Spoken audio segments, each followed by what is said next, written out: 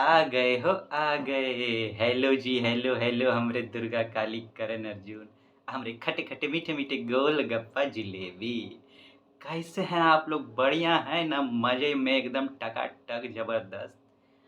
अब mummy papa लोग कैसे हैं आपके? उनका हाल चाल पूछते हैं कि नहीं? बीच में आप प्रणाम करते हैं कि नहीं? आशीर्वाद लेते हैं कि नहीं? लिया कीजिएगा, उनके आशीर्वाद में बहुत असर होता है। अब बीच बीच में उनसे बतियाते भी रहिएगा। हाँ, साथ में और एक और चीज़ पूछना था हमको, आपका जो ससुरा कमज़ोरी सब आपको परेशान किए रहता है, समय पे सुतने-उठने नहीं देता है, खाने नहीं देता, पढ़ने तक नहीं देता, पढ़ने तो देबे नहीं करता है। इस सब को लतिया रहे हैं कि नहीं आप? छोड़िएगा नहीं ससुरा को, 880 वोल्ट का झटका देते रहिएगा वो लोग को। हाँ, तो आप जानना चाहते होंगे कि हम लोग का आज बवाल करेंगे, करेंगे तो करंट के साथ अफ़ेयर, वो भी ज़बरदस्त। कुछ नए-नए अंदाज में का हाँ, टॉपिक होगा मालदीव्स। वहाँ सरकार बदल गया है, तो एग्ज़ाम के पॉइंट ऑफ व्यू से ज़रूरी है, कैसे है उस पर बात करेंगे। लेकिन उससे पहले आपका कड़ोड़िया मुस्कान मिसिंग है, उसको ले आया जाए, ताकि हम लोग मस्त स्टडी विद स्माइल करें। तो सुनिए हम कुछ सुनाते हैं आपको, टिप-टाप। आप तो जानबे करते हैं, जब लड़का-लड़की एक-दूसरे को पसंद करने लगता है, तो कैसा-कैसा बात सब होता है। ऐसे ही पहुँच गया एक लड़का एक लड़की के पास, उसको पसंद आ गई। कहता है, "एहो सुना करेजा, हमरा से बिहा करबा की?" "आँ? बिहा? काहे तुमसे बिहा करें रे? काहे शादी करें तुमसे? पहले ही बताओ तुम्हारे पास फ्लैट है?" "नहीं, हमरे पास फ्लैट तो नहीं है।" "अच्छा बीएमडब्ल्यू कार है?" "वो भी नहीं है।" "तो तुम्हारा सैलरी कितना है?" "हैं?" "तो चुप।" तो कहता है, रे जब कुछ हइये नहीं है तुम्हारे पास, तो हमारा मथुआ बिगड़ा है, मथुआ खराब हुआ है, हैं? जो हम तुमसे बिहा करेंगे, हैं? तो लड़कवा कहता है, हमरे पास एगो बड़का बंगला है, 2 ठो फरारी और 2 ठो लैम्बोर्गिनी कार है।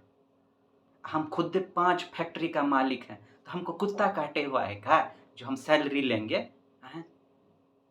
अब लड़किया का भौकाल मच गया मथुआ में। वो कहती है हाथ पकड़ के, जानू अब ई बताओ कि हम यहाँ से अपने घर जाएं कि तुम्हारे साथ निकल लें अभी? जय हो, का जमाना आ गया। आइए अब हम लोग जरा मालदीव्स पर बात करें। पहले हम कुछ लिख देते हैं इसके बारे में, उसके बाद हम लोग बात करेंगे, ठीक है? एग्जाम के पॉइंट ऑफ व्यू से कैसे इंपॉर्टेंट है।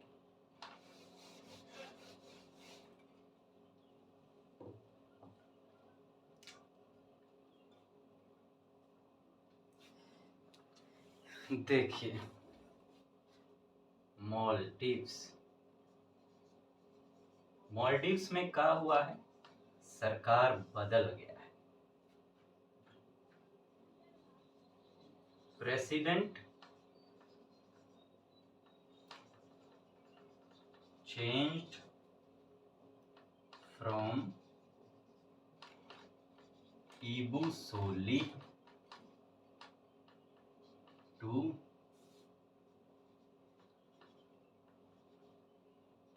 मोहम्मद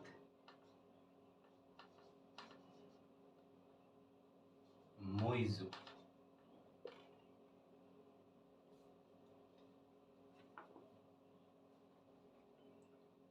ये बदल गया है, चेंज हो गया। पहले इबू सोली थे, अब बदल के कौन हो गए हैं? मोहम्मद मोइजू। कुछ टाइम पहले यूपीएससी मेंस में क्वेश्चन पूछा था, एक ई मेंस के पॉइंट ऑफ व्यू से इंपॉर्टेंट है आपके लिए, इंटरनेशनल रिलेशन जीएस पेपर 2। पूछा था कि श्रीलंका में गवर्नमेंट चेंज हो गया था, तो उससे भारत पर क्या इम्पैक्ट पड़ा, भारत को कैसे अपना आगे फॉरेन पॉलिसी उसके साथ लागू करना चाहिए, इस टाइप का क्वेश्चन था यूपीएससी मेंस। इस टाइप ये आपके लिए इम्पोर्टेंट हो जाता है।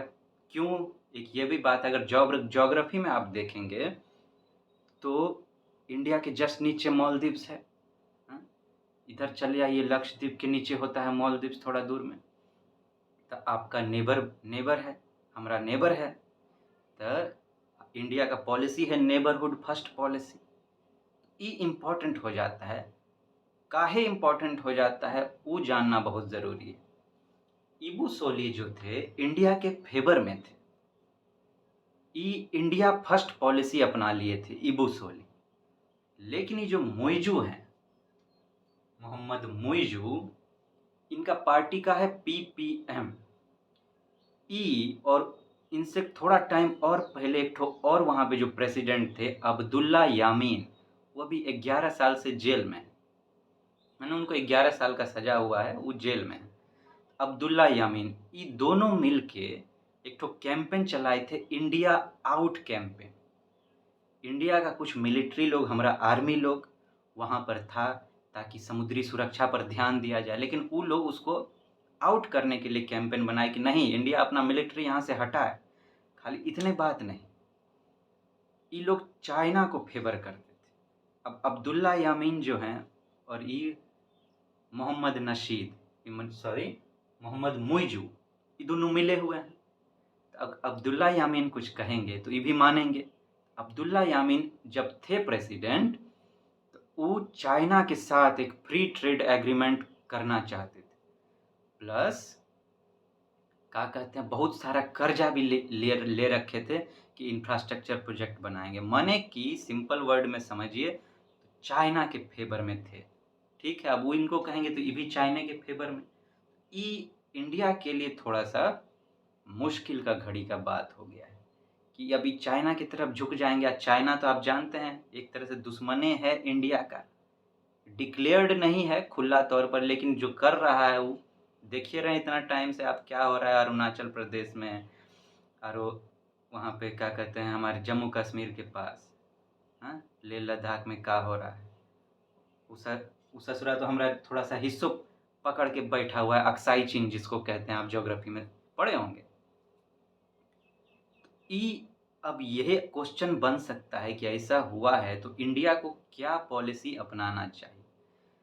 तो ई मेंस के आंसर के लिए आपके लिए इम्पोर्टेंट हो जाता है इंडिया को क्या पॉलिसी अपनाना चाहिए। देखिए अब फॉरेन पॉलिसी का बात है। अब क्या है, अब मान लीजिए सचिन तेंदुलकर बैटिंग कर रहा है तो क्या कहेगा कि हमको जो बॉलर पसंद है हम उसी का बॉल खेलेंगे, बाकी को नहीं खेलेंगे, ऐसा होगा क्या। तो अगर कोई और गवर्नमेंट बन गया है, आपको सिविल सर्वेंट के पॉइंट ऑफ व्यू से सोचना है।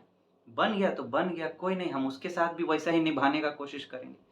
काहे कि फॉरेन पॉलिसी का बात है, घर का बात तो है नहीं। तो घर में तो हम लोग गुड़ गोबर कर देते हैं, हमसे ठीक से बात करो, नहीं बात करोगे तो हम भी बात नहीं कर, पिटने डंगाने लगते हैं, पता नहीं क्या क्या करने लगते हैं।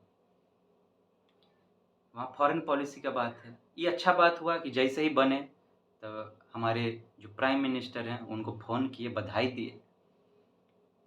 तो यही स्टैंड होना चाहिए आपका कि इंडिया को नहीं, अच्छे से उनके साथ भी निभाना चाहिए। कोई जो है जीरो सम गेम नहीं होना चाहिए। जीरो सम गेम का होता है कि एक ठो फ़ायदा ले रहा है, जितना फ़ायदा ले रहा है उतने दूसरा को नुकसान हो रहा है, मिला के कोई फ़ायदा हो ही नहीं रहा। इसको कहते हैं जीरो सम गेम। तो ऐसा नहीं होना चाहिए, अच्छा से ट्रीट करना चाहिए, अच्छा से उनके साथ निभाना चाहिए जितना हमसे हो सकता है। उनको जो करना है करें, लेकिन हम लोग अपना सही रास्ता नहीं छोड़ेंगे। जो नेबरहुड फर्स्ट पॉलिसी काम रहती है वो होना ही चाहिए। एक चीज़ थोड़ा सा हमको लगता है कि जो पॉलिसी है हमारा, उनमें थोड़ा सा और नेबर पर हमको ध्यान देने का ज़रूरत है।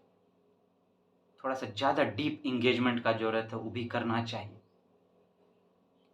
कोई ओकेजन होता है, हम लोग बड़ा-बड़ा लोग को बुलाते हैं, बड़ा-बड़ा देश का, इनको भी साथ में बुला लें। तो अलग-अलग ट्रीटमेंट, अगर आपसे आपका सजेशन पूछा जाए तो पहले तो जो कॉन्स्टिट्यूशनल टाइप से होता है वो आप लिखिए।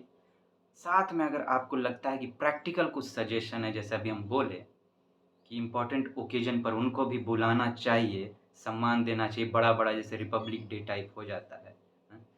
ऐसा भी हो सकता है, एक ठो बड़े देश को बुलाइए, एक ठो नेबर को बुलाइए छोटे देश में से, दोनों को लगे कि बराबर सम्मान मिल रहा है, तो एक अच्छा चीज़ हो जाएगा। तो ऐसा सजेशन आप 1-2 ठो डाल सकते हैं। तो ये आपके लिए आज के पॉइंट ऑफ व्यू से इम्पोर्टेंट था, और कछु इम्पोर्टेंट न्यूज़ हमको नहीं लगा।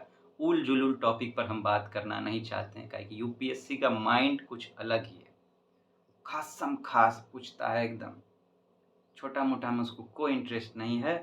तो ई आपके लिए आज के लिए इम्पोर्टेंट था। अब हमारे जाने से पहले अपना करोड़िया मुस्कान आप हमको फिर से दे दीजिए, ताकि हम खुशी खुशी विदा लें आपसे। इससे पहले कि हम करोड़िया मुस्कान आपसे लें, कुछ और सुनाना चाहते हैं हम आपके लिए, कुछ लिखे हैं, सुनिए। ये धरती पर आपका स्थान है, गौर से सुनिएगा। ये धरती पर आपका स्थान है, यह आपकी जिंदगी है। आगे बढ़ो और वो सब कुछ करो जो तुम कर सकते हो, और इसे अपनी वो जिंदगी बनाओ जो तुम जीना चाहते हो। अभी आप किसी स्थिति में होंगे, आप अपना इम्पोर्टेंस जानते होंगे कि अभी मेरा क्या वैल्यू है। कहता है आगे बढ़ो, इससे आगे बढ़िए, कुछ ऐसा रचिए कि आप वैसा जिंदगी जी सकें जैसा आप जीना चाहते हैं। कमजोरी सब जो आपको कमजोर करके नीचे ढकेल देता है, उसको ढकेलने नहीं दीजिए। उससे कहिए कि तू हट, हमको अपने अंदाज से जीने दे।